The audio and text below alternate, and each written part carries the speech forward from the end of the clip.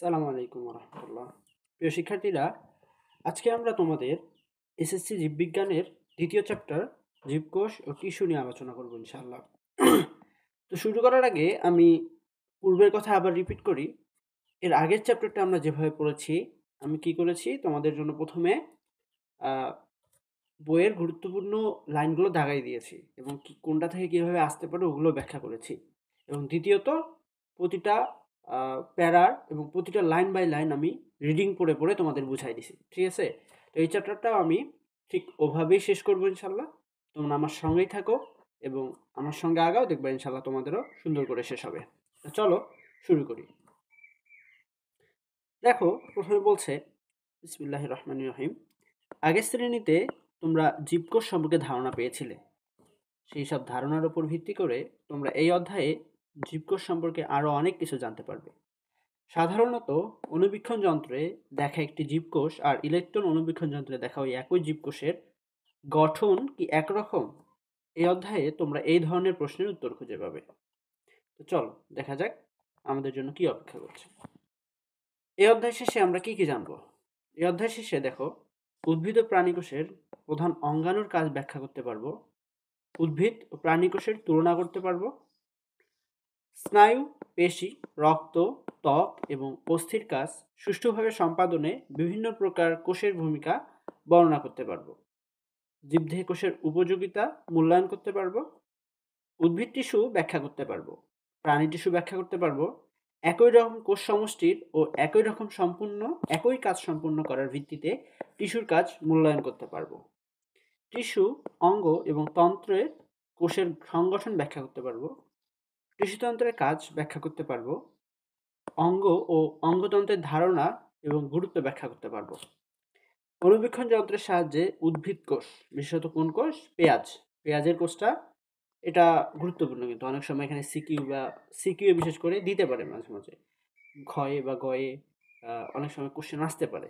কাজেই এটা আমাদের জন্য গুরুত্বপূর্ণ। উদ্ভিদ কোষ, পেঁয়াজ ও প্রাণী কোষ মুখের অভ্যন্তরের আবরণী টিস্যু পর্যবেক্ষণ করে চিহ্নিত চিত্র অঙ্কন করতে পারবো। উদ্ভিদ ও প্রাণী টিস্যুর চিত্র অঙ্কন করে চিহ্নিত করতে পারবো। সঠিকভাবে অণুবীক্ষণ যন্ত্র ব্যবহার করতে পারবো। জীবের নানা কার্যক্রম কোষের অবদান ব্যাখ্যা করতে পারবো। দেখো, প্রথমে 2.1, প্রথমত জীবকোষ। আগের শ্রেণীতে তোমরা জেনেছো যে জীবকোষ হচ্ছে জীবদেহের একক। তাহলে এখানে একটা গুরুত্বপূর্ণ তথ্য কি পেলাম? জীবদেহের একক কি? জীবদেহের একক হচ্ছে জীবকোষ। এমসিকিউর জন্য আসতে পারে। এই জীবকোষ কি? কোনো কোনো কোনো বিজ্ঞানী জীবকোষকে জীবদেহের গঠন ও জীবস ক্রিয়াকলাপের একক হিসেবে বর্ণনা করেছেন। মানে একটা জীবদেহ যে ক্ষুদ্র ক্ষুদ্র ইউনিট বা ক্ষুদ্র ক্ষুদ্র একক দ্বারা গঠিত, সেটাকে বলা হচ্ছে জীবকোষ। এবং এটা কি করে? এটা হচ্ছে জীবস ক্রিয়াকলাপের একক হিসেবে কাজ করে। অর্থাৎ আমাদের দেহে যে জৈবনিক ক্রিয়া বিক্রিয়াগুলো হয় সবগুলোর একটা একক বা ইউনিট হিসেবে কাজ করে কোনটি? জীবকোষ। আচ্ছা, লোই এবং সিকেভিস 1969 সালে বৈষম্যভেদ্য বা সিলেক্টিভলি পারমিয়েবল, পর্দা দিয়ে আবৃত এবং জীবস ক্রিয়াকলাপের একক যা অন্য সজীব মাধ্যম ছাড়াই নিজের প্রতিরূপ তৈরি করতে পারে, এরূপ সত্তাকে কোষ বলেছে। এটা অবশ্যই আমাদের কয়ের জন্য ইম্পর্টেন্ট। কয়ে প্রায় আসে যে কোষের সংজ্ঞা দাও, কোষ কাকে বলে। তখন এই সংজ্ঞাটা আমাদের দিতে হবে। এই সংজ্ঞাটা দিলেই তুমি একে 1 মার্ক এনশিওর করতে পারবা। কি বলবা?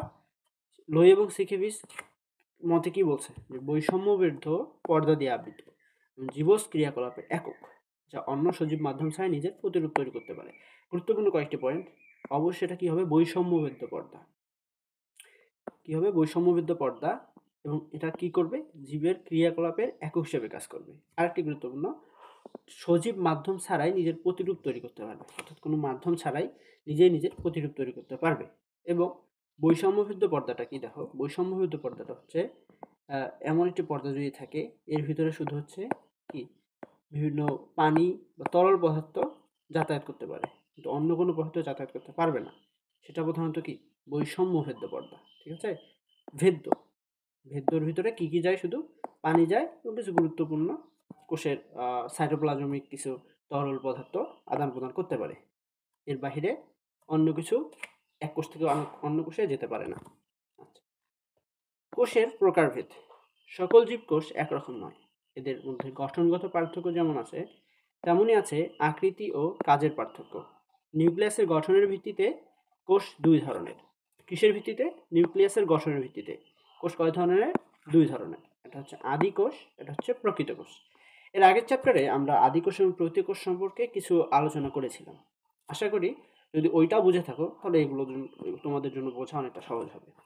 কি বলেছে দেখো, আদিকোষ বা প্রাককেন্দ্রিক কোষ বা প্রোক্যারিওটিক সেল, এ ধরনের কোষে কোনো সুগঠিত নিউক্লিয়াস থাকে না। তাহলে আদিকোষের প্রধান বৈশিষ্ট্য, এটা যদি বলে আদিকোষের প্রধান বৈশিষ্ট্য কি, সেটা হবে কোনো সুগঠিত নিউক্লিয়াস থাকে না। এটার মাধ্যমে আমরা আদিকোষকে ডিফাইন করতে পারি। তাহলে আদিকোষ বা প্রাককেন্দ্রিক কোষ আসলেই প্রধান যে বৈশিষ্ট্য হবে সেটা হচ্ছে এদের কোনো সুগঠিত নিউক্লিয়াস থাকে না। সুগঠিত নিউক্লিয়াস মানে কি? যে নিউক্লিয়াসে নিউক্লিয়ার পর্দা থাকবে, এন্ডোপ্লাজমিক রেটিকুলাম থাকবে, মাইটোকন্ড্রিয়া, তারপর হচ্ছে বিভিন্ন সাইটোপ্লাজমিক অন্যান্য অঙ্গাণুগুলো থাকবে, সেটা হচ্ছে সুগঠিত নিউক্লিয়াস। সেটা হচ্ছে প্রকৃত কোষ। এবং এর সুগঠিত নিউক্লিয়াস বলতে বোঝাচ্ছে কি, এর ভিতরে নিউক্লিয়ার আবরণ থাকবে। নিউক্লিয়াসের ভিতরে যে অঙ্গাণুগুলো থাকা দরকার, ক্ষুদ্রাঙ্গু মানে ক্ষুদ্র ক্ষুদ্র অঙ্গাণুগুলো থাকা দরকার, ওগুলো যদি উপস্থিত থাকে এটা হচ্ছে সুগঠিত নিউক্লিয়াস। এজন্য এদের আদি নিউক্লিয়াসযুক্ত কোষও বলা হয়। এরা কি নিউক্লিয়াসযুক্ত কোষ? আদি নিউক্লিয়াসযুক্ত। এসব কোষের নিউক্লিয়াস কোনো পর্দা দিয়ে আবৃত থাকে না, অর্থাৎ এদের নিউক্লিয়াসটা কোনো পর্দা দিয়ে আবৃত থাকে না। তাই নিউক্লিয় বস্তু সাইটোপ্লাজমে ছড়ানো থাকে। অবশ্যই যদি একটা কোষে নিউক্লিয়াসের চারিদিকের আবরণ না থাকে, অবশ্যই এগুলো কি হবে? সাইডে ছড়ানো থাকবে। এরপর বলছে এসব কোষে মাইটোকন্ড্রিয়া, প্লাস্টিড, এন্ডোপ্লাজমিক রেটিকুলাম ইত্যাদি অঙ্গাণু থাকে না। যদি থাকতো তাহলে কি হতো? এটা অবশ্যই প্রকৃত কোষ হতো। থাকে না বললেই এটা হচ্ছে আদি কোষ। তবে রাইবোজোম থাকে, এটা গুরুত্বপূর্ণ। আদি কোষে কি থাকবে? আদি কোষে অন্যান্য অঙ্গাণু না থাকলেও রাইবোজোম থাকবে। এই রাইবোজোমটা আদি কোষ এবং প্রকৃত কোষ উভয় ধরনের কোষেই পাওয়া যায়। এই কারণে রাইবোজোমকে বলা হয় সার্বজনীন অঙ্গাণু। এটা গুরুত্বপূর্ণ। এটা তোমাদের এমসিকিউর জন্য আসতে পারে যে সার্বজনীন অঙ্গাণু কোনটা? সার্বজনীন অঙ্গাণু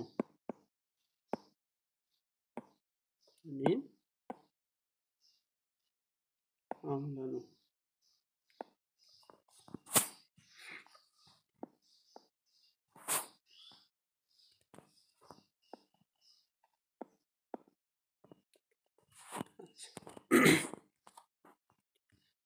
তারপর দেখো বলছি ক্রোমোজোমে কেবল ডিএনএ থাকে। এবং গুরুত্বপূর্ণ কি, আদি কোষের ক্ষেত্রে ক্রোমোজোমে কেবল কি থাকে?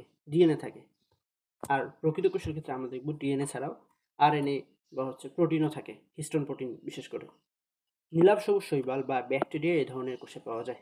আমরা পূর্বের চ্যাপ্টারে কি বলেছি? সুপার কিংডম 1 বা প্রোক্যারিওটা যেটা আছে সেটার একটাই হচ্ছে রাজ্য, সেটা হচ্ছে মনেরা। এই মনেরাগুলো কি? আদিকোষী। এবং ওখানে পড়েছি সেটা উদাহরণ কি? নীলাভ সবুজ শৈবাল বা ব্যাকটেরিয়া। সেটাই কিন্তু এখানে উদাহরণ। এটা কিন্তু ক্ষয়ে আসে অনেক সময়। আদিকোষের বৈশিষ্ট্য লেখো বা আদিকোষ সম্পর্কে কিছু লেখো, বর্ণনা দাও। সেক্ষেত্রে ক্ষয়ে আসলে আমরা কি করব? আমরা পয়েন্ট করে দিতে পারি। ক্ষয়ে আসলে আমরা 4টা থেকে 5টা পয়েন্ট দিতে পারি। এভাবে দিও। 1 নম্বর দিব কি? কোনো সুগঠিত নিউক্লিয়াস থাকে না। তারপর 2 নম্বর, এরা হচ্ছে নিউক্লিয়াস পর্দা দিয়ে আবৃত থাকে না বলে নিউক্লিয়াস হচ্ছে সাইটোপ্লাজমে ছড়ানো থাকে। 3 নম্বর, কোষে মাইটোকন্ড্রিয়া, প্লাস্টিড, এন্ডোপ্লাজমিক রেটিকুলাম ইত্যাদি অঙ্গাণু থাকে না। 4 নম্বর, এদের কোষে রাইবোজোম থাকে। 5 নম্বর, ক্রোমোজোমে কেবল ডিএনএ থাকে।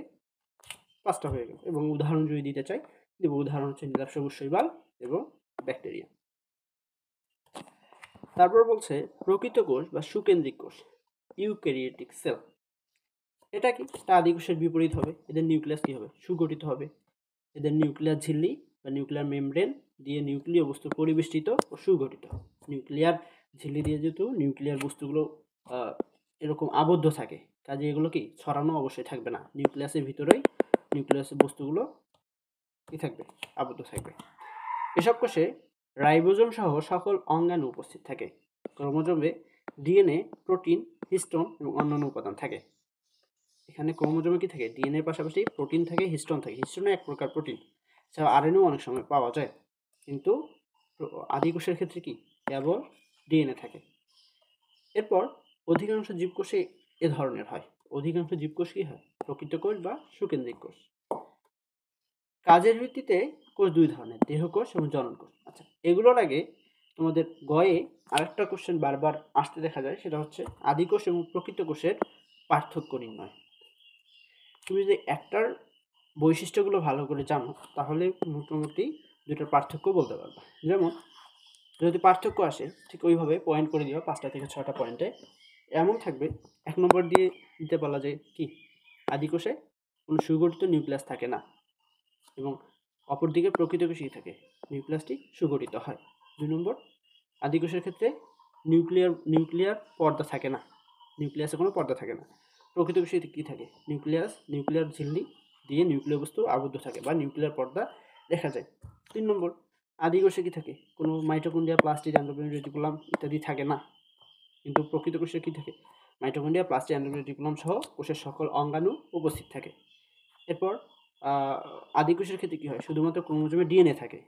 প্রকৃত কোষের ক্ষেত্রে ডিএনএর পাশাপাশি প্রোটিন যেমন হিস্টোন, এছাড়া অনেক ক্ষেত্রে আরএনএ থাকে এবং অন্যান্য উপাদানও থাকে। এর উদাহরণ হলো আদিকোষের উদাহরণ কি? নীলাভ সবুজ শৈবাল। আর প্রকৃত কোষ অধিকাংশ জীবকোষে এ ধরনের কোষ পাওয়া যায়। এরপর বলা হয়েছে কাজের ভিত্তিতে প্রকৃত কোষ দুই ধরনের, একটা হচ্ছে দেহকোষ আর একটা জনন কোষ। দেহকোষ বা সোমাটিক সেল। দেহকোষটা কি? দেহকোষ হচ্ছে যে সকল কোষ বিশেষ করে বহুকোষী জীবের দেহ গঠনে অংশগ্রহণ করে। তাহলে আমাদের দেহ বা এই যে স্কিন, বাহিরের স্কিন গঠনে যে সকল কোষগুলো অংশগ্রহণ করে সেগুলো হচ্ছে দেহকোষ। মাইটোসিস পদ্ধতিতে বিভাজনের মাধ্যমে দেহকোষ বিভাজিত হয়। দেহকোষ কোন বিভাজনের মাধ্যমে বিভাজিত হয়? মাইটোসিস। মাইটোসিস মানে কি? পরবর্তীতে যদিও আমরা কোষ বিভাজন চ্যাপ্টারে পড়ব, এখানে একটু ধারণা দিয়ে রাখি। মাইটোসিস কোষ বিভাজন বলতে একটা কোষ থেকে যখন দুইটা কোষ হয়, একটা কোষ থেকে দুইটা কোষ হয়, এভাবে আবার দুইটা কোষ থেকে চারটা কোষ হয়, দুইটা কোষ থেকে চারটা, চারটা থেকে আটটা, আটটা থেকে 16টা, এভাবে দ্বিগুণ দ্বিগুণ করে বাড়ে। সেটা হচ্ছে কি? মাইটোসিস কোষ বিভাজন। এই মাইটোসিসের মাধ্যমে কোন কোষ বিভাজন সম্পূর্ণ হয়? দেহের কোষ বিভাজন সম্পূর্ণ হয়, অর্থাৎ দেহ কোষগুলো বিভাজিত হয় এবং এভাবে দেহের বৃদ্ধি ঘটে। অর্থাৎ কোথাও ক্ষতস্থান হলে সেখানকার যখন নতুন করে কোষ গঠিত হয়, সেভাবে মাইটোসিসের মাধ্যমে একটা থেকে দুইটা, দুইটা থেকে চারটা, এভাবে আমাদের দেহের বৃদ্ধি ঘটে এবং দেহের যে ক্ষতস্থানটা থাকে ওই ক্ষতস্থান পূরণ হয় ধীরে ধীরে। বিভিন্ন তন্ত্র ও অঙ্গ প্রত্যঙ্গ গঠনে দেহের কোষ অংশ নেয়। অঙ্গ প্রত্যঙ্গ গঠনে কোন কোষ অংশ নেয় যদি আসে, এটা হচ্ছে দেহকোষ বা সোমাটিক সেল। এরপর জনন কোষ বা গ্যামেটিক সেল, অর্থাৎ যৌন প্রজনন ও যৌনক্রম দেখা যায় এমন জীবে জনন কোষ উৎপন্ন হয়। জনন কোষ বলতে যাদের ক্ষেত্রে যৌনক্রম দেখা যায়, অর্থাৎ হ্যাপ্লয়েড এবং ডিপ্লয়েড, এর একটা পুনরাবৃত্তি বা একটা চক্র চলতে থাকে। যেমন আমাদের ক্ষেত্রে কি হয়? মানুষের ক্ষেত্রে পিতা থেকে একটা গ্যামেট আসে এন এবং মাতা থেকে একটা গ্যামেট আসে এন, এই দুইটা মিলে 2n গঠিত হয়। এনটা হচ্ছে হ্যাপ্লয়েড দশা, 2nটা হচ্ছে ডিপ্লয়েড দশা। এভাবে হ্যাপ্লয়েড থেকে ডিপ্লয়েড হয়, আবার ডিপ্লয়েড কি হয়? ডিপ্লয়েড বলতে যেমন জাইগোট, এটা বিভাজিত হয়ে আবার হ্যাপ্লয়েড হয়, এন সংখ্যক হয়।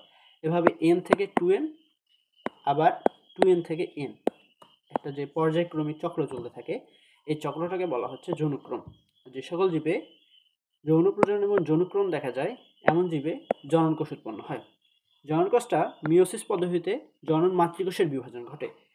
তাহলে জনন কোষের ক্ষেত্রে বা জনন মাতৃকোষের ক্ষেত্রে জনন মাতৃকোষটা অবশ্যই 2n হয়। জনন মাতৃকোষটা কি হয়? জনন মাতৃকোষটা 2n তথা ডিপ্লয়েড হয়।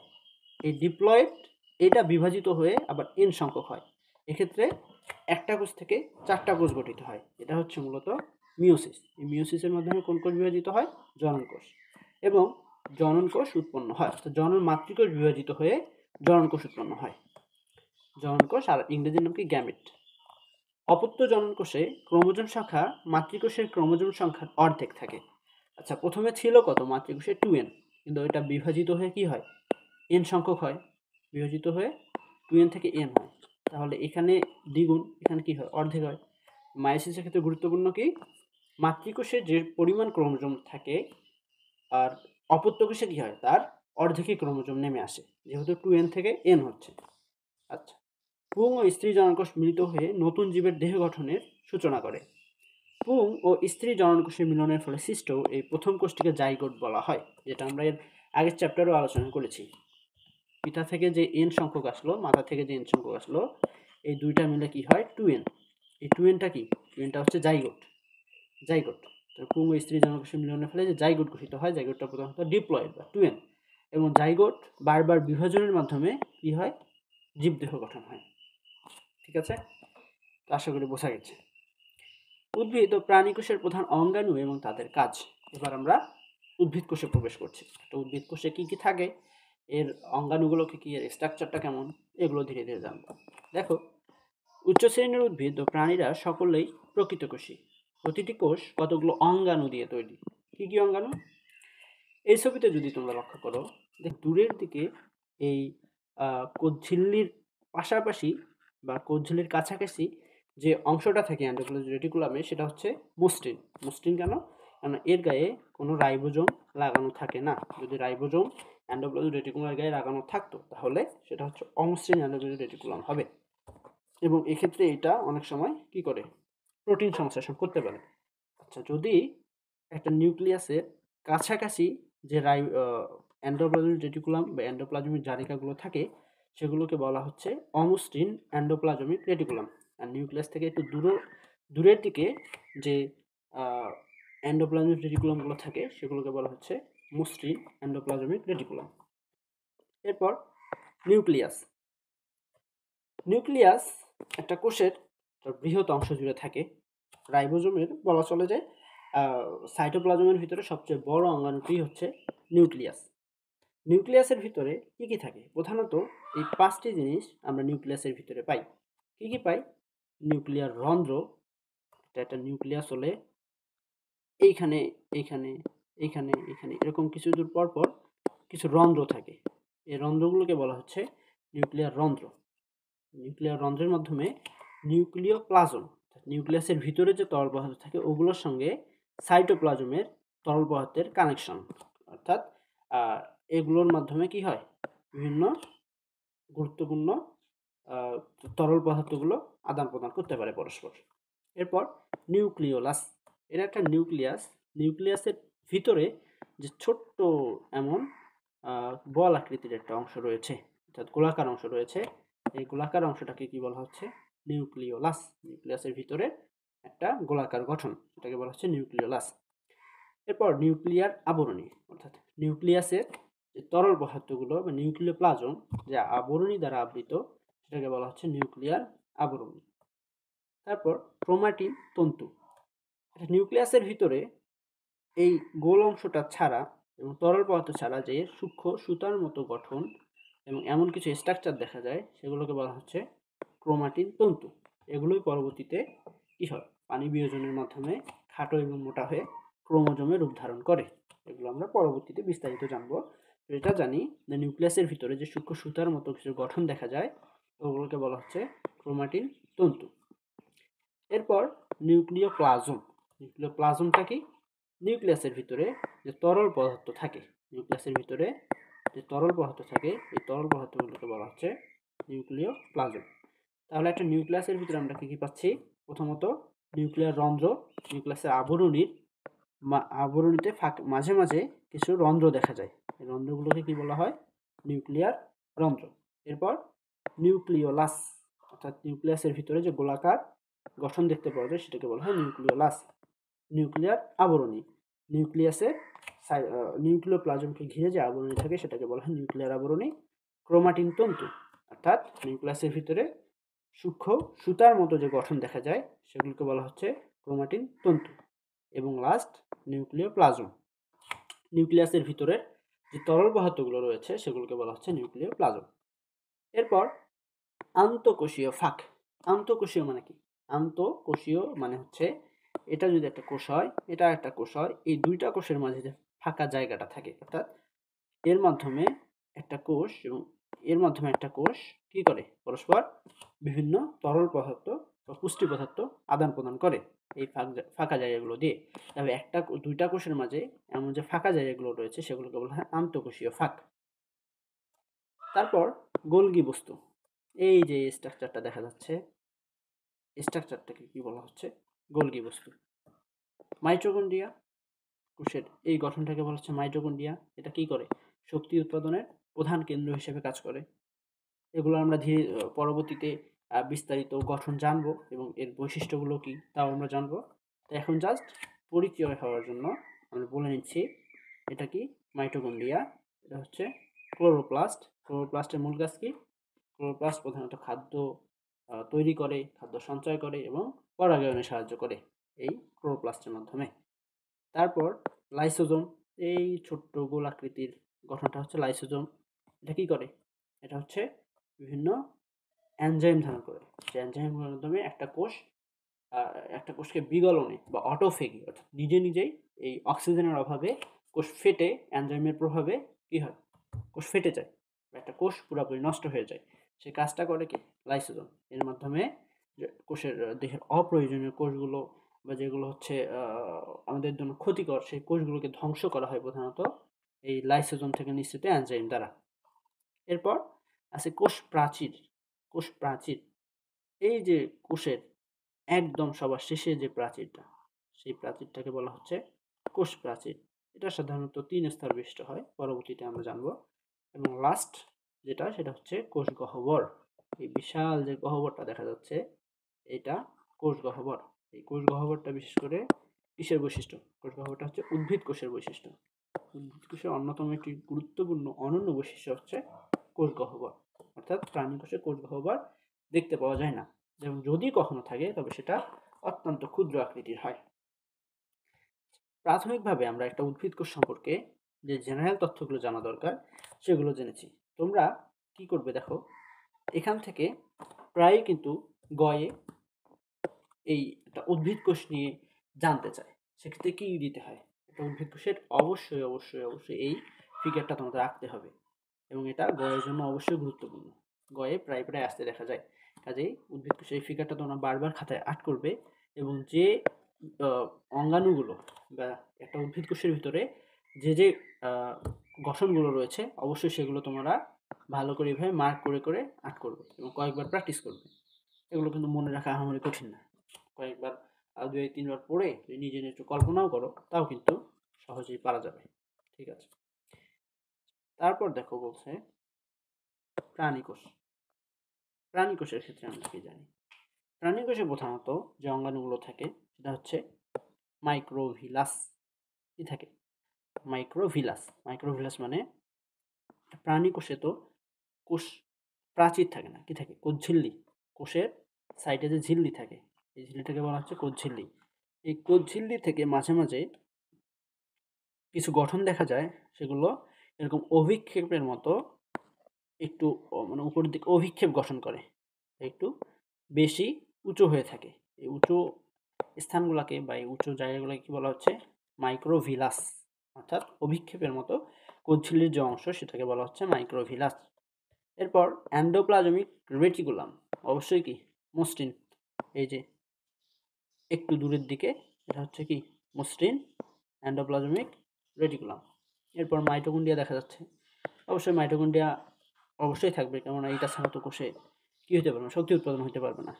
আর একটা কোষের অন্যতম গুরুত্বপূর্ণ একটা কাজ কি? শক্তি উৎপাদন করা। শক্তি যদি উৎপন্ন না হয় তাহলে তো কোষের দরকার নেই। কাজেই প্রতিটা কোষে কি থাকবে? মাইটোকন্ড্রিয়া থাকবেই। তারপর গোলগি বস্তু। গোলগি বস্তু আমরা উদ্ভিদ কোষের ক্ষেত্রেও দেখেছি, গোলগি বস্তু আছে। বিভিন্ন সিস্টার্নি, ভেসিকল এগুলো থাকে। এরপর সেন্ট্রোজোম। সেন্ট্রোজোম, এই যে গোলগি বস্তুর নিচে গোলাকার যে গঠনটা দেখা যাচ্ছে, এটা কি? সেন্ট্রোজোম। সেন্ট্রোজোম সম্পর্কেও আমরা বিস্তারিত জানবো পরবর্তীতে। এরপর নিউক্লিয়াস। পোরসি নিউক্লিয়াসে কি থাকে? নিউক্লিয়ার পর্দা, নিউক্লিওলাস, ক্রোমাটিন, নিউক্লিওপ্লাজম এবং ক্রোমাটিন তত্ত্ব, নিউক্লিওপ্লাজম, নিউক্লিওলাস, নিউক্লিয়ার পর্দা, নিউক্লিয়ার এই রন্ধ্রটা এখানে আলাদা বলা নাই। তবে যদি স্পেশালি শুধু নিউক্লিয়াস সম্পর্কে জানতে চায় তখন রন্ধ্রের কথাটা কি বলতে হবে? আলাদাভাবে হাইলাইট করতে হবে। তারপর এন্ডোপ্লাজমিক রেটিকুলাম মসৃণ, এই তো নিউক্লিয়াসের সাথে। এন্ডোপ্লাজমিক রেটিকুলাম যেটা থাকে সেটা কি হয়? সরি, অমসৃণ। অমসৃণটা থাকে নিউক্লিয়াসের সাথে আর মসৃণটা থাকে দূরে। তারপর লাইসোজোম, উদ্ভিদ কোষের ক্ষেত্রে আমরা লাইসোজোম দেখেছি, এবং গহ্বর। এই যে গহ্বর যদি কখনো থাকে সেটা কি হবে? অত্যন্ত ছোট হবে, আর না থাকলে তো নাই। এটাও কিন্তু গয়ের জন্য গুরুত্বপূর্ণ। এটাও গয়ে কি আসে, মাঝে মাঝে ফিগারটা আঁকতে হয়, এবং এই ফিগারটা তোমরা বারবার আর্ট করবে। গয়ের জন্য যদি আসে অবশ্যই অবশ্যই ফিগার দিতে হবে। ফিগার দিলে এবং 2-3টা যদি টুকটাক আলোচনা করে দিতে পারো কী কী নিয়ে গঠিত, বলবো এইভাবে, যেটা প্রাণী কোষ কী কী নিয়ে গঠিত, এর কোষ ঝিল্লির কিছু কিছু অভিক্ষেপ যে অংশগুলো দেখা যায় সেগুলোকে মাইক্রোফিলাস বলে। এতে কি থাকে? নিউক্লিয়াস থাকে। নিউক্লিয়াসের এই গঠনগুলো বলার দরকার নেই, শুধু নিউক্লিয়াস বললে হবে। গোলকি বস্তু থাকে, সেন্ট্রোজোম দেখা দেয়, এন্ডোপ্লাজমিক রেটিকুলাম থাকে, অর্থাৎ নিউক্লিয়াসের কাছাকাছি। অমসৃণ এন্ডোপ্লাজমিক রেটিকুলাম, নিউক্লিয়াস থেকে দূরবর্তী কি থাকে? অমসৃণ এন্ডোপ্লাজমিক রেটিকুলাম। এবং লাইসোজোম থাকে। কোষ গহ্বর সাধারণত থাকে না, যদি থাকে তবে তো অবশ্যই ছোট আকৃতির হবে। তো আশা করি বোঝা গেছে উদ্ভিদ কোষ এবং প্রাণী কোষের মূল বেসিকগুলো কি। অনেক সময় উদ্ভিদ কোষ এবং প্রাণী কোষের পার্থক্য আসে। উদ্ভিদ কোষ এবং প্রাণী কোষের ভিতরে পার্থক্য দেখাও, বিশেষ করে ক্ষয়ের জন্য যদি আসে, কি বলবো তাহলে? পার্থক্য কি? উদ্ভিদ কোষে গুরুত্বপূর্ণ হচ্ছে কোষ প্রাচীর থাকে। উদ্ভিদ কোষে কি একটা অনন্য বৈশিষ্ট্য, কোষ প্রাচীর থাকে। প্রাণী কোষের ক্ষেত্রে কোনো কোষ প্রাচীর দেখা যায় না। প্রাণী কোষের ক্ষেত্রে সরাসরি কি থাকে? কোষ ঝিল্লি থাকে। উদ্ভিদ কোষের কোষ গহ্বর থাকে। প্রাণী কোষের ক্ষেত্রে সাধারণত কোষ গহ্বর থাকে না, যদি থাকে তবে তা ক্ষুদ্রাকৃতির। তারপর উদ্ভিদ কোষের ক্ষেত্রে একটা গুরুত্বপূর্ণ বৈশিষ্ট্য কি? এতে ক্লোরোপ্লাস্ট বা কি প্লাস্টিড থাকে, কিন্তু প্রাণী কোষের ক্ষেত্রে প্লাস্টিড থাকে না। এভাবে 3-4টা করে বৈশিষ্ট্য দেওয়া যাবে আশা করি। দিলেই ইনশাল্লাহ ফুল মার্ক ইনশিওর করতে পারবো। এরপর কি বলছে? এসব অঙ্গাণুর অধিকাংশই উদ্ভিদ ও প্রাণী উভয়ের জন্য কোষে থাকলেও কিছু অঙ্গাণু আছে যা কেবল উদ্ভিদ কোষে অথবা কেবল প্রাণী কোষে পাওয়া যায়। ইলেকট্রন অণুবীক্ষণ যন্ত্রে দেখা যায় এমন কিছু কোষ অঙ্গাণুর সাথে এবার আমরা পরিচিত হব। দেখো, কোষ প্রাচীর এখনই আলোচনা করলাম। কোষ প্রাচীর, কোষ প্রাচীরটা কি? দেখো, কোষ প্রাচীর উদ্ভিদ কোষের একটি অন্যতম গুরুত্বপূর্ণ বৈশিষ্ট্য। কোন কোষের বৈশিষ্ট্য? উদ্ভিদ কোষের। উদ্ভিদ কোষের এর মৃত বা জড় বস্তু দিয়ে গঠিত। কোষ প্রাচীরটা কি? মৃত বস্তু বা জড় বস্তু দিয়ে গঠিত। প্রাণী কোষে কোষ প্রাচীর থাকে না। এটা কিন্তু অনেক সময় এমসিকিউ আসে যে কোষ প্রাচীর কিসের বা হচ্ছে উদ্ভিদ কোষের অন্যতম বৈশিষ্ট্য কোনটি? নিচের কোনটি উদ্ভিদ কোষের অন্যতম গুরুত্বপূর্ণ বৈশিষ্ট্য? কয়েকটা অপশন দিল, তার ভিতরে একটা থাকবে কোষ প্রাচীর। কোষ প্রাচীর উদ্ভিদ কোষেরই অন্যতম বৈশিষ্ট্য, প্রাণী কোষের না। কোষ প্রাচীরের রাসায়নিক গঠন বেশ জটিল। এতে কি থাকে? সেলুলোজ থাকে। কোষ প্রাচীরে কি থাকে?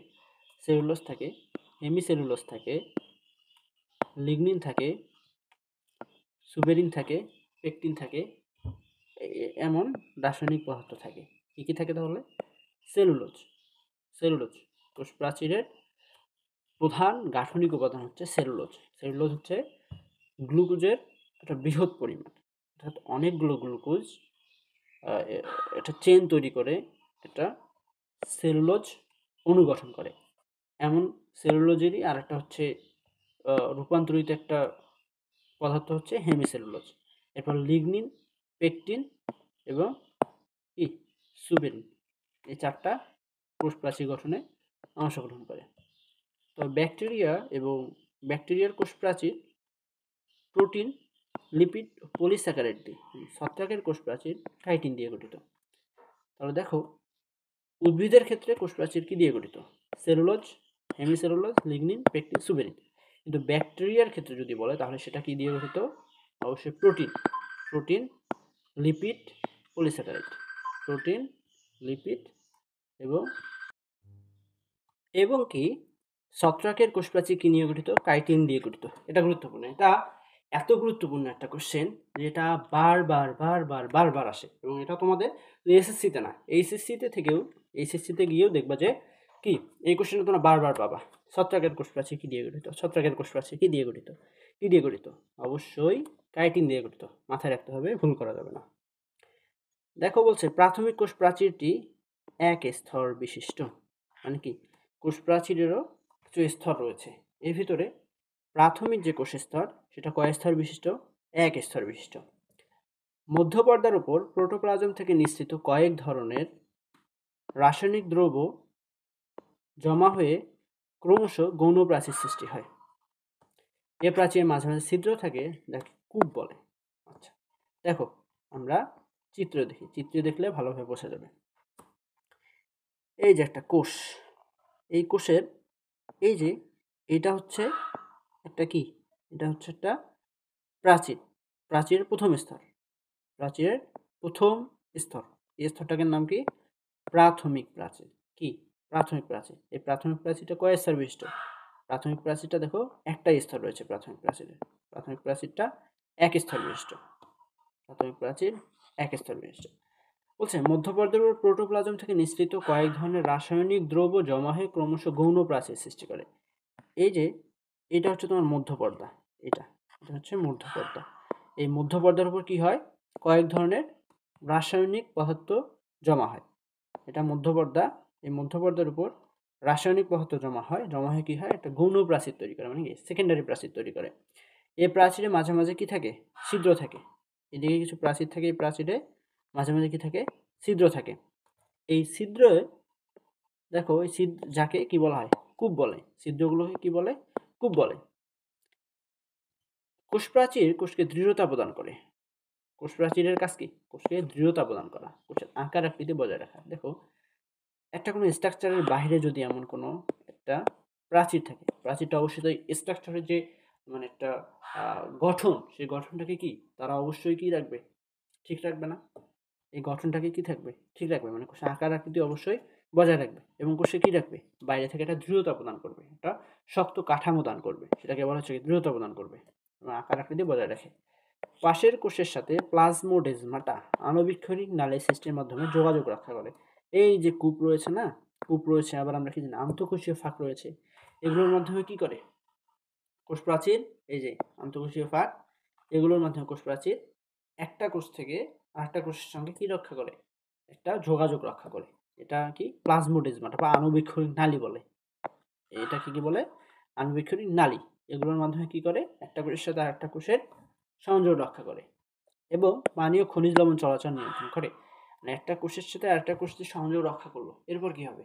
এরপর প্রয়োজনীয় পুষ্টি উপাদান যেমন পানি এবং কি খনিজ লবণ একটা কোষ থেকে আরেকটা কোষে প্রয়োজন অনুযায়ী চলাচল করতে পারবে। ঠিক আছে? এই যে এখানে দেখো, ভালো বুঝতে পারবা, এটা কোষ প্রাচীর। কোষ প্রাচীরের এটা প্রাথমিক প্রাচীর, এটা হচ্ছে মধ্যপর্দা এবং গৌণ প্রাচীর। এই যে সর্বশেষ, এটা হচ্ছে গৌণ প্রাচীর। ঠিক আছে?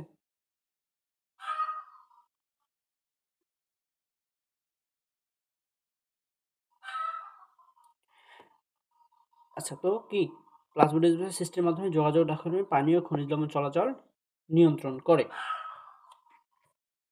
এরপর দেখো, একটা কোষ প্রাচীর আণুবীক্ষণিক চিত্র দিয়েছে।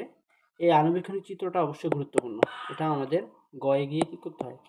এর ফিগারটা আঁকতে হয় এবং এগুলো মার্ক করে দিতে হয়। তোমরা এটা থেকে ফিগারটা শিখে নিবে এবং অবশ্যই কি এভাবে মার্ক করে দিবে।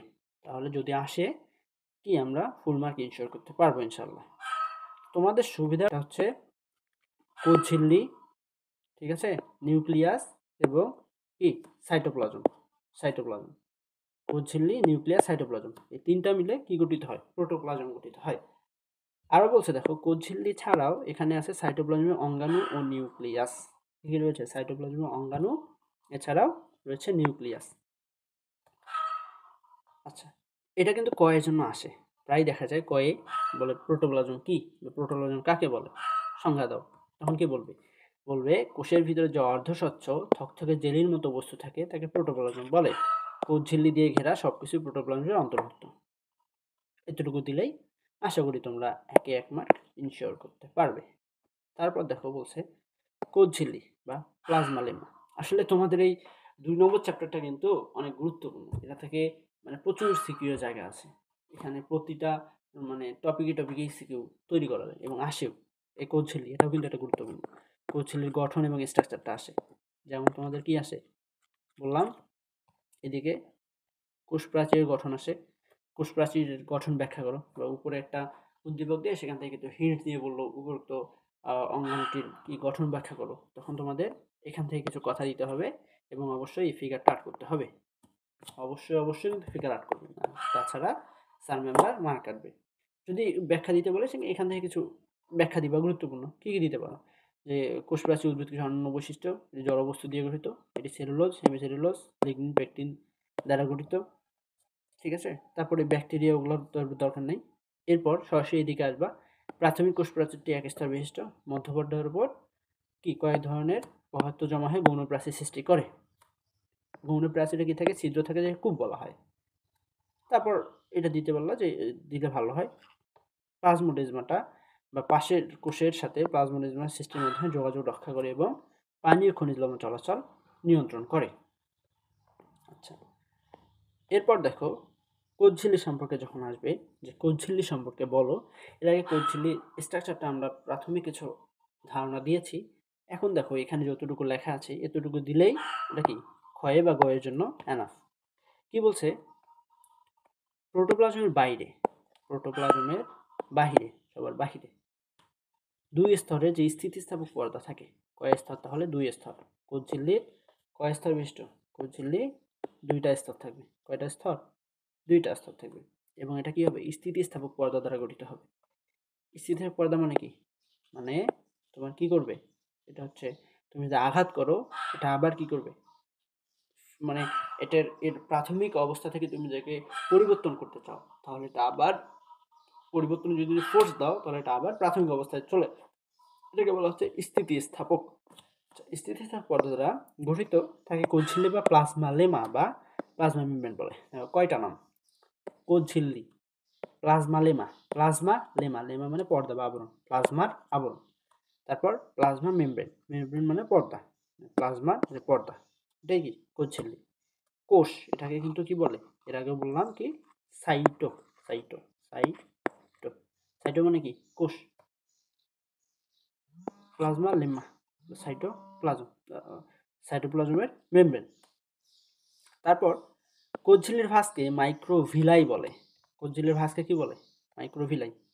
এই যে এটা কোষ ঝিল্লি, এর এই যে ভাঁজ, এগুলো কি ভাঁজ, ভাঁজ মানে কি এই যে উপরের যে খাড়া গঠনগুলো রয়েছে, স্তম্ভের মতো গঠনগুলো রয়েছে বা অভিক্ষেপগুলো রয়েছে, এগুলো কি মাইক্রোভিলাই। এটি প্রধানত লিপিড ও প্রোটিন দিয়ে তৈরি। তাহলে এটা কি দিয়ে গঠিত, কোষ ঝিল্লি কি দিয়ে গঠিত, কোষ ঝিল্লি অবশ্যই লিপিড, লিপিড মানে কি ফ্যাট, ফ্যাট, ফ্যাট বা চর্বি এবং প্রোটিন, চর্বি এবং প্রোটিন দিয়ে গঠিত।